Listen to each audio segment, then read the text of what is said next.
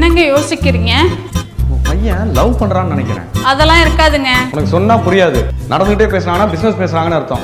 நின்றுகிட்ட பேசுறாங்கன்னா friend கிட்ட பேசுறாங்கன்னு அர்த்தம்.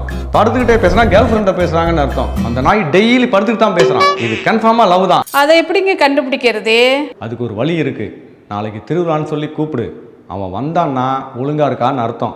இல்லைன்னா அவன் ஆளை கூப்பிட்டு லவ்வர்ஸ் டேக்கு வெளியில எங்கேயோ போறான்னு அர்த்தம். அதை வச்சு கண்டுபிடிச்சிடலாம். டேய் குணா, நாளைக்கு திருவிழாக்கு போனே, கிளம்பி ரெடி ஆயிரு. திருவிழாவுக்கா? நான் சொல்லல. என்னடா யோசிக்கிற?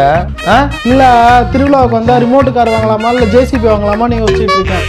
ஜேசிபியா? இது ரெண்டுல ஏதாவது ஒன்று வாங்கி தந்தாங்கன்னா சொல்லுங்க, நான் வரலன்னா நான் வரமாட்டேன். கொண்டு சாருங்க, மேலே ஃப்ளைட் போகுதுன்னு நினைக்கிறேன். நான் போய் டாடா காமிச்சிட்டு வந்துடுறேன். சரி, இது உண்மையிலே டம்மி பீஸாம் போல இருக்கு.